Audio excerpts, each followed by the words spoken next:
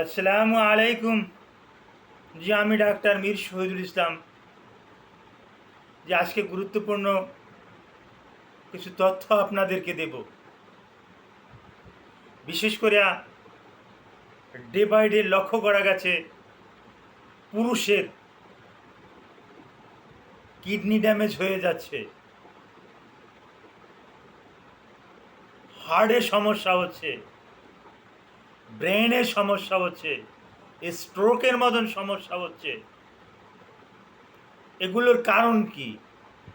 আমরা কি কেউ কখনো ভেবে দেখেছি যে কেন এত তাড়াতাড়ি অল্প বয়সে 25 বছর বয়স, 27 বছর বয়স, 30 বছর বয়স তাদের কেন স্ট্রোক হচ্ছে? এ বয়সে তো স্ট্রোক হওয়ার কথা না। 25 বছর বয়স, ডায়ালাইসিস ডায়ালাইসিসেও আর কাজ করে না। আমরা চিকিৎসকরা একটা পরীক্ষা দিয়ে থাকি, ইজিএফআর। এই ইজিএফআরটা কিডনির একটা কার্যকারিতা পরীক্ষা করার জন্য। সেরাম ক্রিয়েটিনিন তো বেশি থেকেই যায়, ইউরিক অ্যাসিড তো অনেক বেশি থেকেই যায়। ইজিএফআর দিয়ে আমরা চেক করি যে আর কত পার্সেন্ট কিডনি কার্যকারী আছে। দেখা যায় যে 15%, 20% কার্যকারী আছে, বাকি নেফ্রনগুলো সব নষ্ট হয়ে গিয়েছে। এর কারণটা কি? এগুলো তো আগে ছিল না, এখন কেন? এগুলো কি কারণে? এই ব্যাপারে আমি আপনাদেরকে একটু সতর্ক করে দেব। হয়তো একটা মহল আছেন এ ব্যাপারে আমার সাথে একমত হবেন, আবার একটা মহল আছেন যে আমার সাথে একটু দ্বিমত পোষণও করবেন। যারা দ্বিমত পোষণ করবেন তারা স্বার্থান্বেষী। আমি কিছু কিছু গুরুত্বপূর্ণ কথা আজকে তুলে ধরবো। এ কথাগুলো না ধরলেই নয়। এটা আমি একজন চিকিৎসক হিসাবে না, আমি একজন সাধারণ নাগরিক হিসাবে এটা তুলে ধরছি। এই জিনিসগুলো সবার জানার দরকার। বাংলাদেশের হিন্দু, মুসলিম, বৌদ্ধ, খ্রিস্টান, মুসলমান সকলের এটা জানার দরকার। এই যে কিডনিটা নষ্ট হচ্ছে, এই আপনার গুরুত্বপূর্ণ হাড়টা নষ্ট হচ্ছে, এটা মুসলমানের হাড়টাই নষ্ট হচ্ছে না, এটা হিন্দুদের হাড়টাই নষ্ট হচ্ছে না, এটা খ্রিস্টানদের হাড়টাই নষ্ট হচ্ছে না। হ্যাঁ, সকল মানুষেরই কিন্তু, হ্যাঁ, বিশেষ করে পুরুষদের কথা উল্লেখ করতেছি, পুরুষদের কিন্তু এই সমস্যাটা বেশি। কিডনিটা ড্যামেজ হয়ে যাচ্ছে, ইজিএফআরটা কমে যাচ্ছে, সেরাম ক্রিয়েটিনিনটা বেড়ে যাচ্ছে, কার্ডিয়াক ইস্কিমিয়া বেশি বেশি করে হচ্ছে, ব্রেন স্ট্রোক বেশি বেশি করে হচ্ছে। তার মূলে কতগুলো কারণ আছে। এর মূলে প্রধানত কারণ হলো যৌন উত্তেজক ট্যাবলেট। সারা পৃথিবীতে যৌন উত্তেজক ট্যাবলেট ব্যবহার করা। এই যৌন উত্তেজক ট্যাবলেট ব্যবহারের পরিপ্রেক্ষিতে এই রকমের সমস্যাগুলো দেখা গেছে। কিন্তু একটা সময় কিন্তু বাংলাদেশ সরকার এই যৌন উত্তেজক কোনো ট্যাবলেট, ক্যাপসুল ইত্যাদিকে কিন্তু বাংলাদেশ সরকার কিন্তু অনুমতি দেয় নাই। তখন কিন্তু এই রোগ জড়তাটা কিন্তু বেশি একটা ছিল না।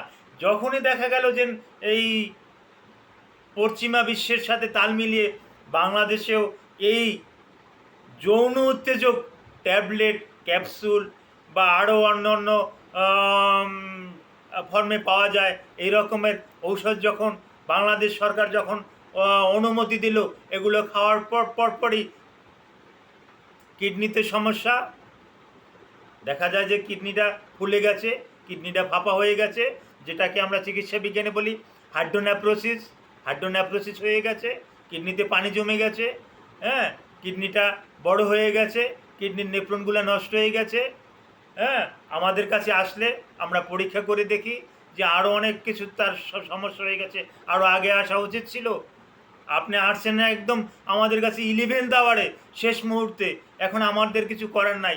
আপনি ওই নেফ্রোলজিস্টের কাছে যান, নেফ্রোলজিস্ট ওনাকে ওই ইউরোলজিস্ট তারা একটা টিম করে তাকে ওই ডায়ালাইসিস করে, এই ডায়ালাইসিস করে আর কতদিন বেঁচে থাকা যায়? হয়তো এখানে হিমোডায়ালাইসিস করে, হাইড্রোডায়ালাইসিস করে, এই দুটাই ডায়ালাইসিসের সিস্টেম আছে। হেমোডায়ালাইসিস, হাইড্রোডায়ালাইসিস, এই ডায়ালাইসিস করে রুগীটাকে কিছুদিন হয়তো বাঁচিয়ে রাখা সম্ভব। হ্যাঁ, আবার কোনো কোনো ডাক্তার বলেন এই অর্গান ট্রান্সপ্লান্ট করেন, আপনি কিডনি ট্রান্সপ্লান্ট করেন, ডোনার আনেন, দেখা যাচ্ছে ডোনার পাওয়া যায় কিন্তু ব্লাডের গ্রুপের সাথে মিশে না, আবার কাউকে পাওয়া যায় সে টাকার বিনিময়ে বিক্রি করতে চায়, 10 লাখ টাকা 20 লাখ টাকা হাঁকাইয়ে থাকে অর্গান বিক্রির জন্য। এরকমেরও অহরহ বাংলাদেশে চলছে। তার প্রধান কারণ হিসাবে আমি বলবো যে বিশেষ করে আমি একটা জিনিস এত বছর আমি গবেষণা করে দেখেছি, আমার চিকিৎসা জীবনে আমি গবেষণা করে দেখেছি। আমি আজকের কথাটা একজন ডাক্তার হিসাবে বলবো না, আমি আপনাদের বন্ধু হিসাবে বলবো যে এই যৌন উত্তেজক ট্যাবলেট যারা খেয়েছে তাদের এই এই দশাটা কিন্তু আসলে যৌন উত্তেজক ট্যাবলেটটা কখন আবিষ্কার হয় এটা আপনাদের একটু জানার দরকার। এটা 1998 সালে এটা আবিষ্কার হয়। এটা 1998 সালে জার্মানের ফাইজার কোম্পানি, এই ফাইজার কোম্পানিতে 3জন বন্ধু, অন্তরঙ্গ বন্ধু যাদেরকে আমরা বসম ফ্রেন্ড বলে থাকি, এই 3জন বসম ফ্রেন্ড একত্র হয়ে এই এই ঔষধটা তৈরি করে। এই বসম ফ্রেন্ডদের নাম এখনও আমার ব্রেনে আছে। একজনের নাম অ্যান্ড্রু বেল, একজনের নাম ডেভিল ব্রাউন, একজনের নাম নিকোসন। এই নিকোসন, হ্যাঁ নিকোসন অথবা নিকোলাস হতে পারে, নিকোসন না, নিকোলাস। এই 3জন বিজ্ঞানী অনেক আগে পড়েছি তো যার জন্য খেয়াল নাই। 3জন বিজ্ঞানীর নাম আমার এখনও খেয়াল আছে, হ্যাঁ, যেটা আমি ওই 24তম BCS গাইডেও আমি বারবার করে দেখেছি ভায়াগাড়াকে কে কারা কারা আবিষ্কার করেন, তখন থেকে যে আমি স্মরণে রেখেছি। হ্যাঁ, Andrew Bell, David Brown, Nicholas আমার এখনও কিন্তু ব্রেনের ভিতরে আছে। 1998 সালে ফ্রাঙ্কফুর্টে এরা এটা করছে। তবে আপনারা শুনলে আশ্চর্য হয়ে যাবেন, হ্যাঁ, এই যে আমাদের দেশ থেকে বাঘ বিলুপ্ত হয়ে যাচ্ছে, এই বাঘ বিলুপ্ত হয়ে যাওয়ার কারণ কিন্তু এই সিলডেনাফিল। এই 3 বন্ধু মিলে, এই অ্যান্ড্রু বেল, এই ডেভিল ব্রাউন, নিকোলাস, এই 3 বসম ফ্রেন্ড, 3 অন্তরঙ্গ বন্ধু মিলে কিন্তু এই সিন্ডেলাফিল আবিষ্কার করছে। আর এই সিন্ডেলাফিলের কাঁচামালটা কিন্তু বাঘের পেনিস সংগ্রহ করার পরিপ্রেক্ষিতে বাঘ কিন্তু বিলুপ্ত হয়ে যাচ্ছে। আমরা কিন্তু বাঘকেও সংরক্ষণ করার জন্য এই সিন্ডেলাফিলকে কিন্তু বর্জন করতে পারি। সারা পৃথিবী থেকে কিন্তু বাঘ বিলুপ্তির কারণ কিন্তু এই সিলডেনাফিল। এটা কিন্তু আপনারা অনেকেই জানেন না। আপনারা একটু ঘাটাঘাটি করেন, একটু দেখেন, 10 বছর 15 বছর আগের বা 30 বছর আগের পেপার পত্রিকায় আপনি দেখেন। আপনি 30 বছর আগের পেপার পত্রিকায়, বিশেষ করে ইত্তেফাক ইনকিলাব, হ্যাঁ, এই ইত্তেফাক ইনকিলাবে কিন্তু এরকমের লেখালেখি হইতো যে আপনারা বাঘ বাঁচান। হ্যাঁ, আর ব্র্যান্ড নেম আমি একটা কোম্পানিরই বলবো, যেমন সিলডেনাফিলদের সর্বপ্রথম যে তৈরি হয়েছিল এটার নাম এই ভায়াগেরা। হ্যাঁ, এই ভায়াগেরাটাই, হ্যাঁ, যে দিকটা মানুষে ভোগ করে এই দিকটাও কিন্তু একটা সাইড এফেক্ট। এটা একটা ভ্যাসোডাইলেটর। এই ভ্যাসোডাইলেটরটা যখন খাওয়া হয় তখন এটার একটা বড় ধরনের একটা সাইড এফেক্ট দেখা দেয়। তার মানে বিশেষ করে লোয়ার লিমসে বিশেষ করে পেনিসের যে কর্পোরাল আছে, এই কর্পোরালে গিয়ে কিন্তু ব্লাড ফ্লো হচ্ছে কিন্তু ব্লাডটা ব্যাগে যাচ্ছে না। হ্যাঁ, যার পরিপ্রেক্ষিতে আপনার পেনিসটা কিন্তু স্ট্রং হচ্ছে। এই সাইড এফেক্টটা কিন্তু আপনি ভুগতেছেন। আর আপনার ওই রেনালের নেফ্রনগুলা নষ্ট হয়ে যাচ্ছে। আপনার কার্ডিয়াকে বড় ধরনের একটা ক্ষতি হচ্ছে। হ্যাঁ, আপনি এরিথমিয়া হচ্ছে, ট্র্যাকাইকার্ডিয়া হচ্ছে, হ্যাঁ, হৃদস্পন্দন বেড়ে যাচ্ছে। হ্যাঁ, এটার সমস্যা হচ্ছে নিউরনে।